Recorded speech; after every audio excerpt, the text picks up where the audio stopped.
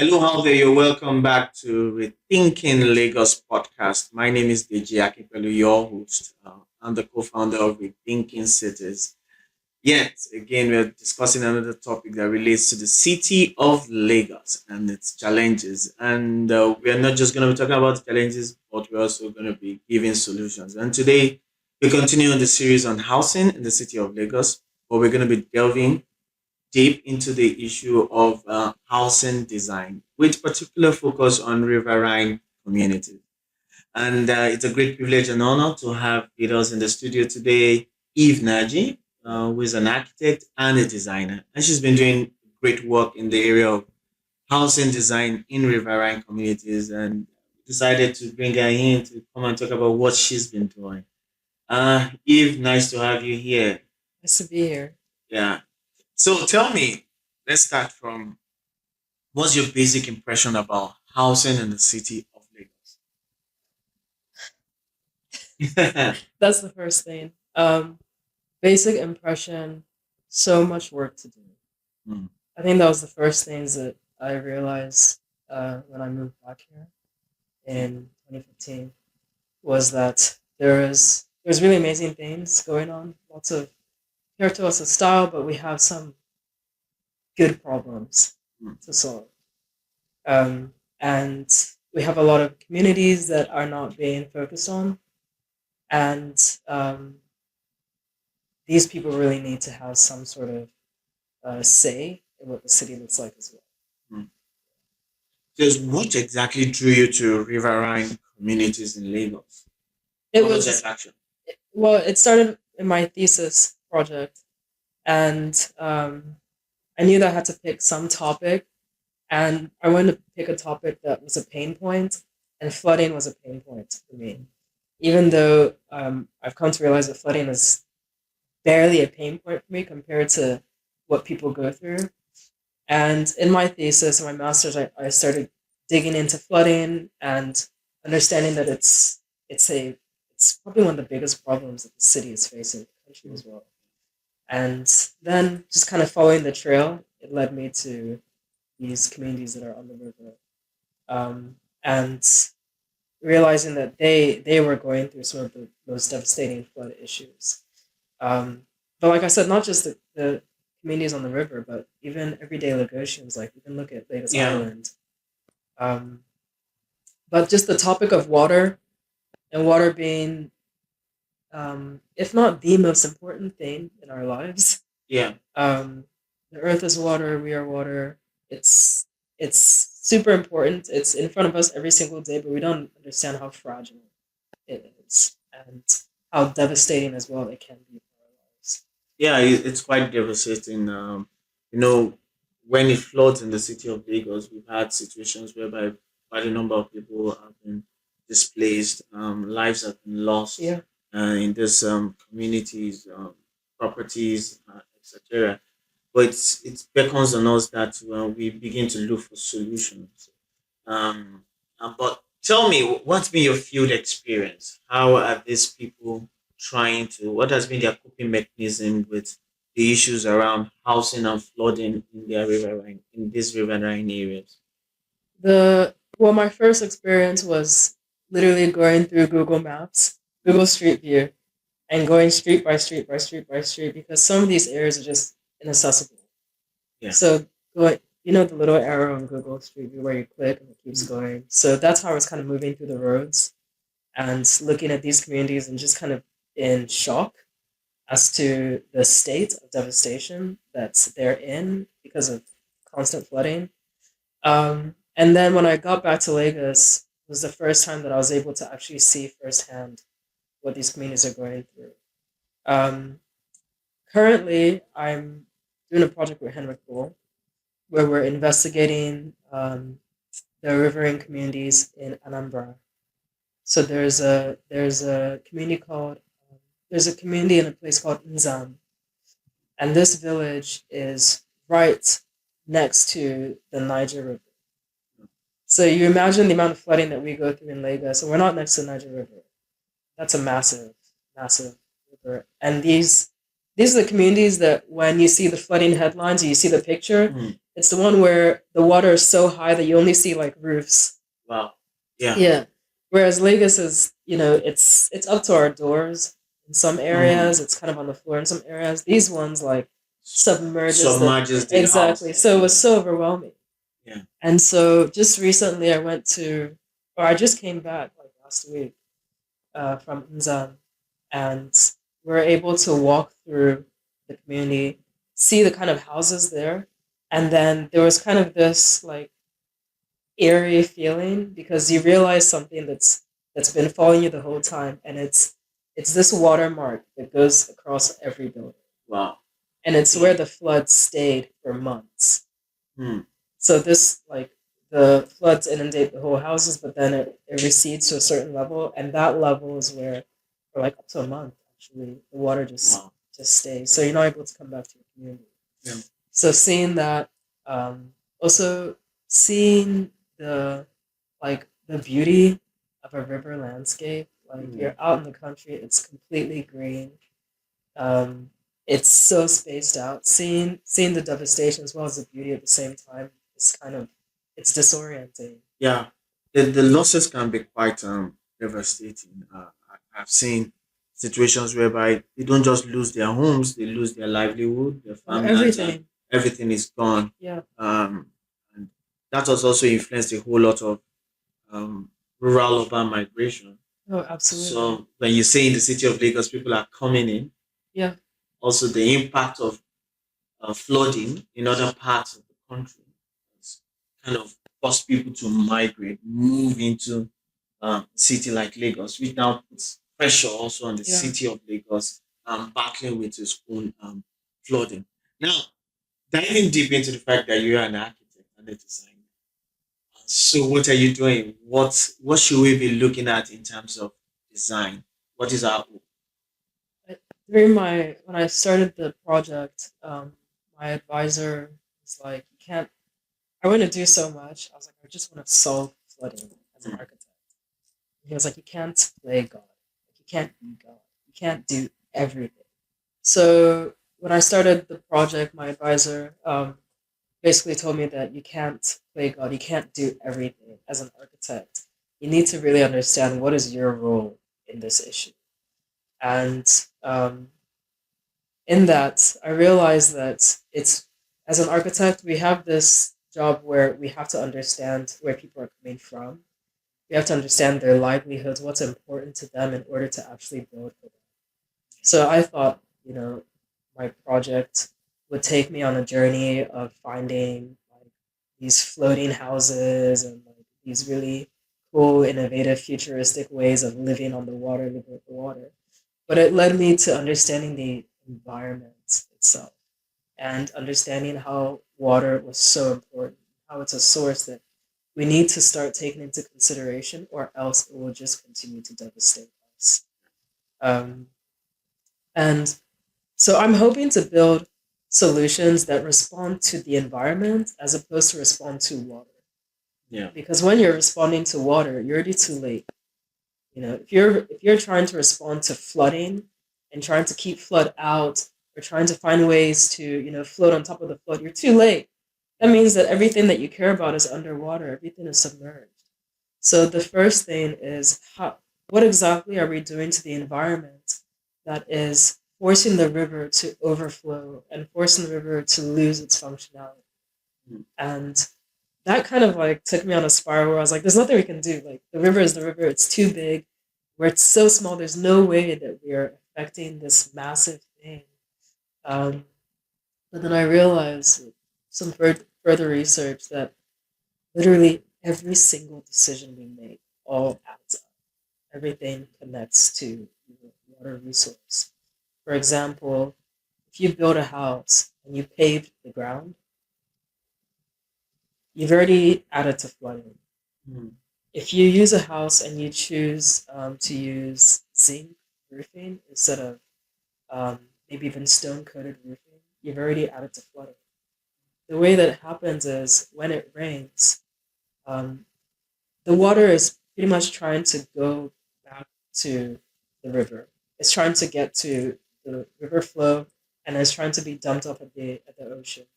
So it has to do that slowly. And if it does it quickly, then it floods, it overwhelms. Like all the water comes to one point at the same time. So if the water hits a surface that is smooth, then the water rushes off. And if all of that water is hitting smooth surface like concrete, they're all rushing off and they're all meeting the gutters at the same time, flooding. They're all meeting the river at the same time, it's flooding. They're all going to the lagoon at the same time, it's flooding. Whereas so that's just like a highway. If you have a zinc roof, the speed at which that rain is going to run off. So that one decision of like what roof am I going to use is already going to trickle down into how easily it is to flood the city. Whereas on the other hand, if we understand that water will always take the fastest routes, but there's ways you can slow it down. You can make multiple routes. So rather than giving water like a highway, you give water different like road networks. So for example, it can run off your roof, it can hit your concrete, but then maybe some of it goes into your garden. The garden. Yeah. Oh, got it. Yeah. Maybe some of it goes down to like a park. Yeah. Maybe if some of it hits the gravel, and then that gravel then takes it down into the soil, like the granite. So you're already decreasing the amount of water that's going to overwhelm one place. One source. Exactly. So realizing this when I drive down Lagos, I'm just like shaking my head. I'm like, oh, man, look at that roof, look at that roof, look at this concrete, look at every single thing. I'm just seeing the way that water is going to respond to it. I'm like, the way that we've made no room for water. And because of that, water has made no room for us. Wow, interesting. I mean, this boils down to sustainable design, Absolutely. sustainable design practices. Yeah. And when you see all of this, I don't think we're paying attention. No, not at all. So, I mean, and it's kind of looking like it's also something we're definitely heading in the wrong direction. If I'm to look at the kind of buildings that we're We're having, fancying right now. and mean, but what way can we now begin to like advocate or push for this sustainable housing design practices? Who or where should we start from to retrace our steps to come back? Yeah. Is it from the practitioners? Is it from policy? Is it from community? Where can we start from to begin to retrace our steps? It has to be everyone together. Um, there's different angles. Like the angle I'll speak to is the angle that's going to watch this podcast. It's this community that's going to watch this podcast and say, okay, I kind of get it. And this angle is from the idea of um, I want to say it's a sort of activism, but it's about demand. So let's just say the people that are going to watch this, most likely they know or they belong to what you would call like the aspirational class. People who are able to afford these really nice houses, afford architects, people who are able to either build or renovate. These people have massive influence over everyone else. When they see these houses that people are building, they meaning even middle to low income, they point at that and say, "I want that," because that's what I'm aspiring to. Yeah. So where we start is kind of redefining what we demand. We can, in our architecture, protest. You can use our architecture to make a statement and say, we demand more thoughtful houses. I demand for my house to consider water. I demand for my house to consider sunlight. I demand my house to consider cooling. The house doesn't have to, it should consider everything, but each person should try and demand a bit more from their architects and say, have you thought about how water flows through my house? Have you thought about the way that I can maximize my water retention? Or am I wasting too much? Is this design wasting too much water? Water harvesting. Exactly. Can I start harvesting water in my house? Can my house be a bit more smarter than just like be the pretty girl? Can she also think as well? Can she have everything? I think a lot of times we wonder like who's going to do it. We're like, is the government going to? But we also kind of underestimate the amount of power we have in what we demand. Yeah. And I know that it's extremely hard, and a lot of people feel really apathetic, especially people who are just renting houses. To go and tell your landlord like you need to start considering your water. Mm. Like the landlord's gonna look at you and say, Yeah. "This is the price, and it's something that you're already bargaining with me for." So Yeah. But from what you're saying, I still I think, well, I'll speak also about the government in terms of modeling. So when we see the housing projects by government modeling sustainable housing design, I think it would really go a long way to also help shape people's mind. That's just where I'm coming from, yeah, the way I see it and the way I take it. I'm very big on the fact that I think government has a responsibility to model. And when government models, you can commandeer the other stakeholders to begin to think along that line. You know, definitely the government can't solve all the problem, but government in its own actions, what exactly are you modeling for the people? Are you going also with the tide of just concrete buildings, not considering tomorrow? Tomorrow doesn't come first. Actually, thinking cities, we say making tomorrow count first. Uh-huh.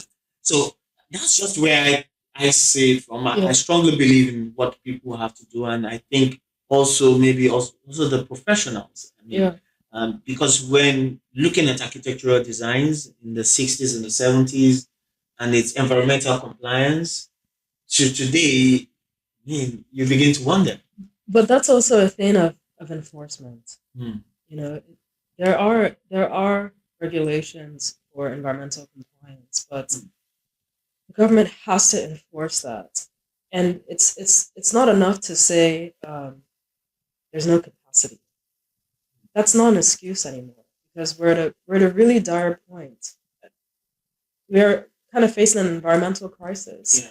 and in terms of enforcement, in terms of government part, sorry, but we kind of just need to grow up. We just need to grow up and do the work and say these laws are already in place, and there's some really good laws. Like what? For example, you have to have a certain amount of green space in your house. Yeah.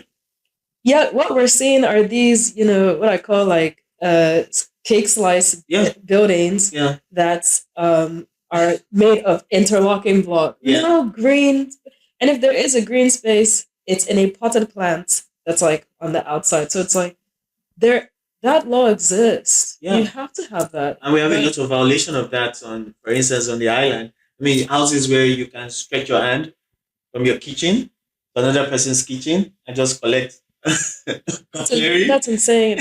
But that's also kind of communal. Yeah, it's communal, No, but I'm kidding.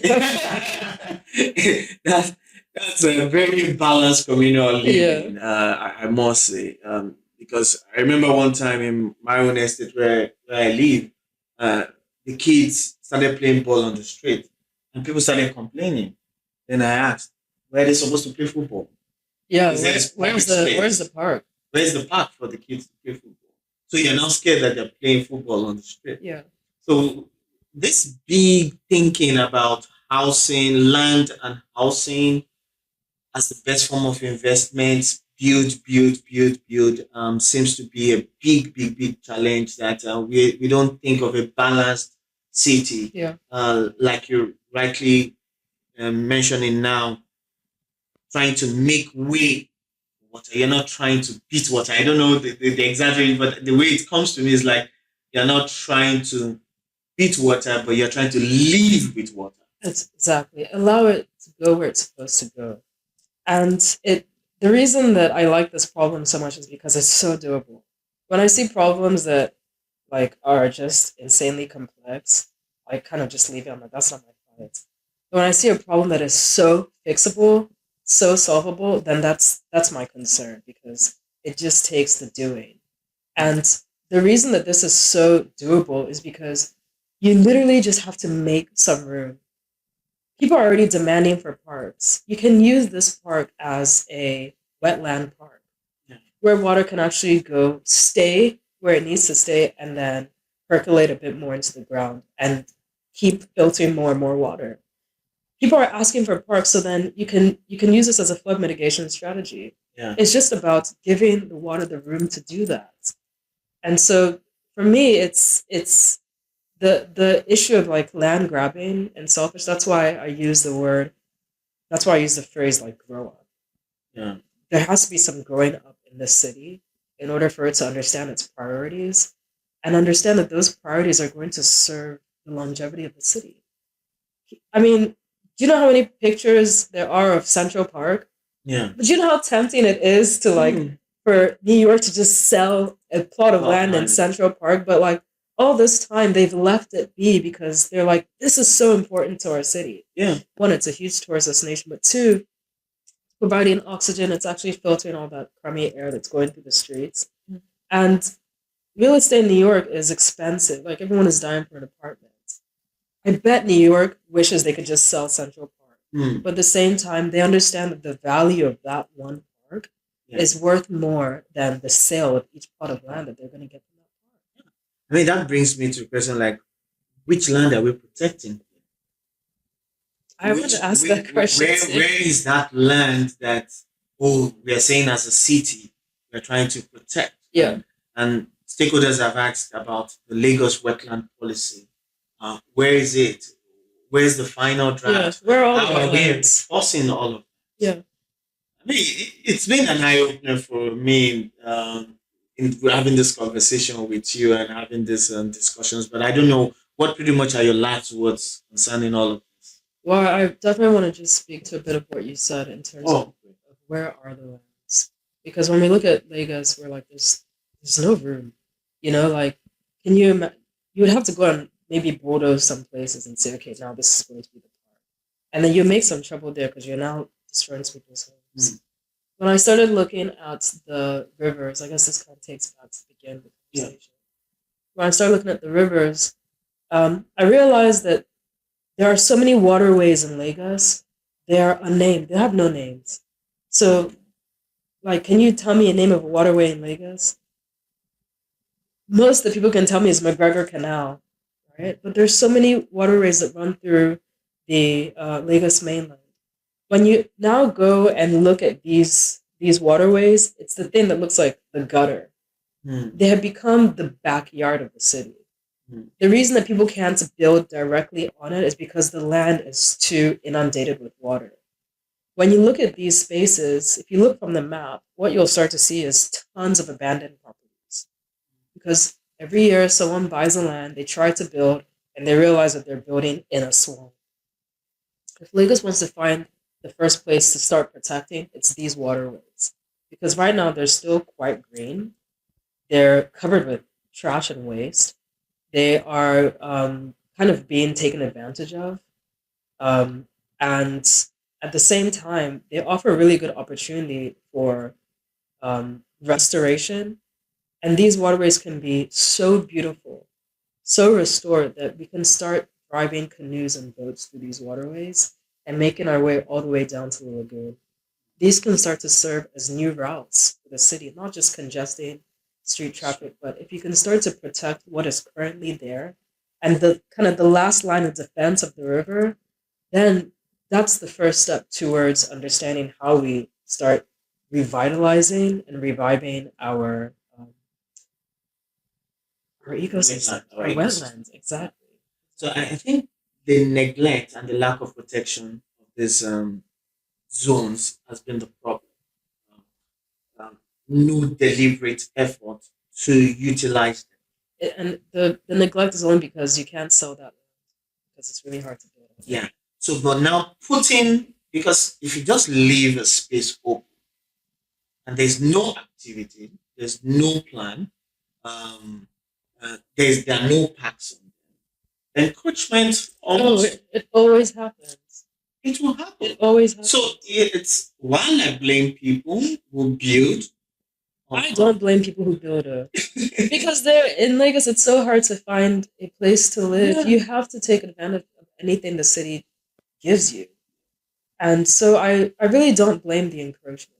So now let's try and explore what are the possibilities that exist for these abandoned water canals and co.